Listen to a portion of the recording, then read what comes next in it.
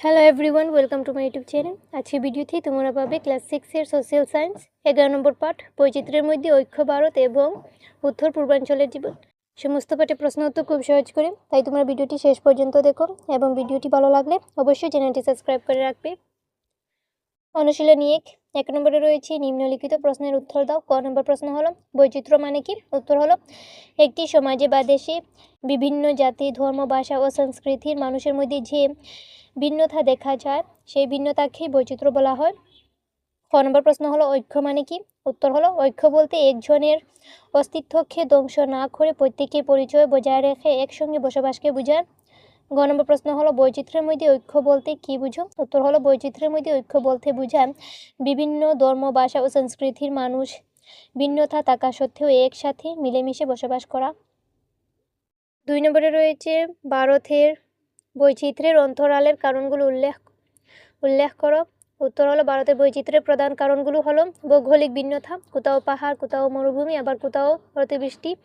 এতে মানুষের জীবনযাত্রা পার্থক্য হয়েছে। গোষ্ঠীগত ভিন্নতা, ককেশীয়, অস্ট্রিক, মঙ্গোলীয় ও নেগ্রিটো বিভিন্ন জনগোষ্ঠীর মানুষ এখানে বাস করে। ধর্মীয় ভিন্নতা, হিন্দু, বৌদ্ধ, জৈন, শিখের পাশাপাশি ইসলাম, খ্রিস্টান, ইহুদি প্রভৃতি নানা ধর্মের মানুষ আছে। ভাষাগত ভিন্নতা, ভারতের সংবিধান স্বীকৃত 22টি ভাষা এবং মোট প্রায় 121টি ভাষা প্রচলিত। এছাড়া খাদ্যাভ্যাস, পোশাক, উৎসব ও সংস্কৃতিতেও নানা ভিন্নতা দেখা যায়। 3 নম্বরে রয়েছে ভারতের ভৌগোলিক বিভিন্নতার উদাহরণ দাও। উত্তর হলো ভারতের ভৌগোলিক বিভিন্নতার উদাহরণ হলো উত্তরে হিমালয় পর্বতমালা, দক্ষিণে মহাসাগর, পূর্বে মেঘালয়ের অতিবৃষ্টি অঞ্চল এবং পশ্চিমে থর মরুভূমি। এছাড়া উপকূলীয় অঞ্চল ও বিস্তীর্ণ সমতল ভূমিও রয়েছে। এই ভিন্ন ভৌগোলিক পরিবেশ ভারতের বৈচিত্র্যকে বাড়িয়েছে। অনুশীলনী 2 1 নম্বরে রয়েছে নিম্নলিখিত প্রশ্নের উত্তর দাও। ক নম্বর প্রশ্ন হলো ভারতকে ধর্ম নিরপেক্ষ দেশ বলা হয় কেন? উত্তর হলো ভারতকে ধর্ম নিরপেক্ষ দেশ বলা হয় কারণ এখানে হিন্দু, মুসলিম, বৌদ্ধ, জৈন, শিখ, খ্রিস্টান ও ইহুদি ধর্মের মানুষ একসাথে শান্তিপূর্ণভাবে বসবাস করে, প্রত্যেকে নিজের ধর্ম স্বাধীনভাবে পালন করতে পারে এবং সংবিধান সভার অধিকার রক্ষা করে।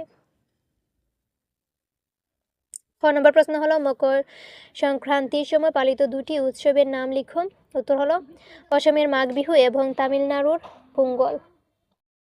গ নম্বর প্রশ্ন হলো তোমার বসবাসের অঞ্চলটিতে কোন কোন ভাষাভাষীর মানুষ রয়েছেন? উত্তর হলো আমার বসবাসের অঞ্চলে অসমীয়া, বাংলা, হিন্দি, বুড়ো ও সিলেটি ভাষাভাষীর মানুষ বসবাস করেন। 2 নম্বরে রয়েছে উৎসব পার্বণের ক্ষেত্রে ভারতে কী ধরনের সাদৃশ্য দেখতে পাওয়া যায়? উত্তর হলো ভারতে উৎসব পার্বণে অনেক সাদৃশ্য দেখা যায়। অধিকাংশ উৎসবই কৃষিভিত্তিক এবং মৌসুমী বৃষ্টির সঙ্গে সম্পর্কিত। তাই অঞ্চলভেদে নানা আলাদা হলেও উৎসব একই থাকে, যেমন ফসল কাটা বা ঋতু পরিবর্তন। উদাহরণ হিসেবে মকর সংক্রান্তির সময় অসমে মাঘ বিহু, তামিলনাড়ুতে পোঙ্গল, গুজরাটে উত্তরায়ণ ও পাঞ্জাবে লোহরি পালন করা হয়। এসব উৎসবে খাবার ও উদযাপনের ধরনেও মিল দেখা যায়, যা মানুষের মধ্যে ঐক্য গড়ে তোলে। তারপরে রয়েছে ভেবে বের করো ভারতে বৈচিত্র্যের মধ্যে কিভাবে ঐক্য প্রতিষ্ঠিত হয়েছে তা উদাহরণসহ সংক্ষিপ্তভাবে আলোচনা করো। উত্তর হলো ভারতে নানা ধর্ম, ভাষা ও সংস্কৃতির মানুষ থাকলেও তারা মিলেমিশে বসবাস করে।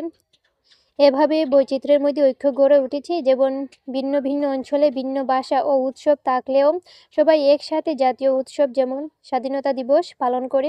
আবার মাঘ বিহু, পোঙ্গল, লোহরির মতো উৎসবের উদ্দেশ্য এক হওয়ায় মানুষের মধ্যে ঐক্য সৃষ্টি হয়।